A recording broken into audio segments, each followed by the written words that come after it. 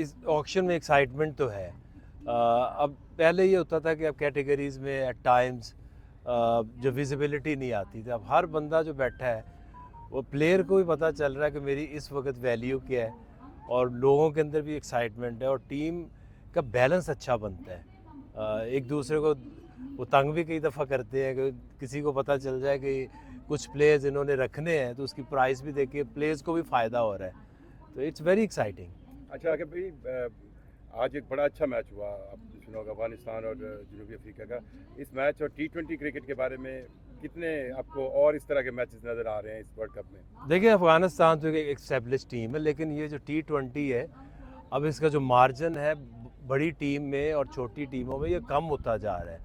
जिस तरह से नीदरलैंड, USA या नेपाल ने जिस तरह से फ़ाइट दी है, तो जो जस्टिफिकेशन है फ्रॉम ICC कि हमने बाकी मुल्कों को लेके आना है, तो वर्ल्ड कप में अब वो नहीं रह गया जैसे कि अब 8 टीमें 6 टीमों की एक्साइटमेंट रह जाती। सो आई थिंक बड़ा ज़बरदस्त ग्रोथ हो रही है ये एसोसिएट कंट्रीज़ की भी। आखिरी 15 साल बड़ा टाकरा होने जा रहा है। पहले तो शायकीन के लिए बड़ी खबर है, खुशखबरी है कि दोनों टीमें टकरा रही हैं। कैसा मुकाबला देख रहे हैं इस वक्त आप? देखिए, ये जो कुछ भी हुआ इसमें एक चीज़ का फ़ायदा होगा कि एक्साइटमेंट और बढ़ जाएगी, आई बॉल्स और मिलेंगे।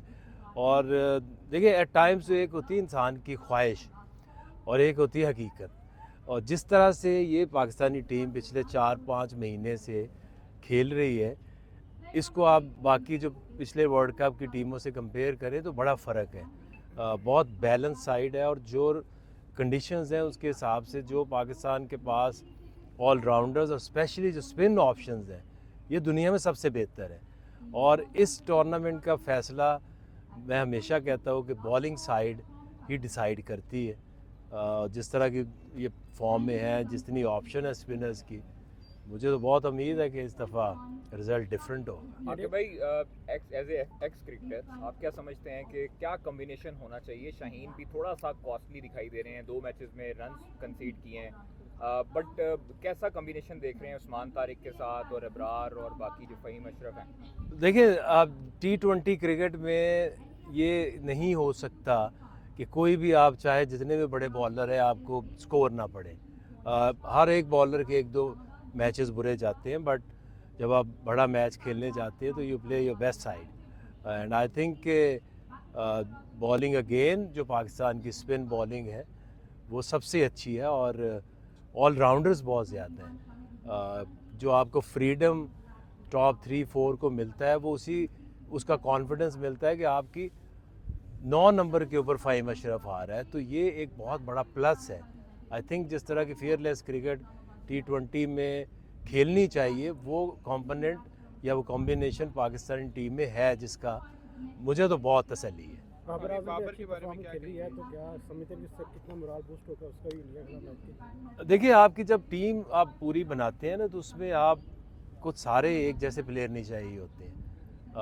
आपको कुछ ऐसे प्लेयर चाहिए, यू नेवर नो आपकी टीम कब बैक टू बैक विकटें गिरें, प्रेशर आए, उसमें आपको एक्सपीरियंस भी चाहिए।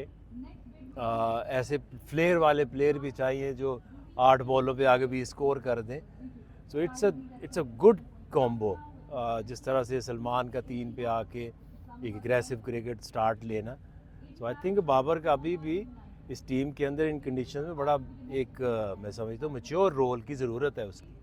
समझते हैं कि इंडिया कि हमारी जो स्पिन बॉलिंग तो नो डाउट बहुत अच्छी है, फास्ट बॉलिंग में हम थोड़ा सा लैग नहीं कर रहे, क्या कहेंगे? नहीं, लैग का मतलब ये है कि ऐसी पिचेस के ऊपर अगर आप सारे जितने भी वहाँ मैचेस हम देख रहे हैं, किसी एक फास्ट बॉलर की उन पिचेस के ऊपर कोई पेनिट्रेशन नज़र नहीं आती। अगर आपका बॉल स्विंग नहीं हो रहा, जब उसके ऊपर बाउंस नहीं हो रहा, तो फिर इसीलिए तो हम कहते हैं कि ये स्पिन फ्रेंडली पिचेस हैं, जिसमें आपका ना बॉल में ज़्यादा बाउंस है ना स्विंग है।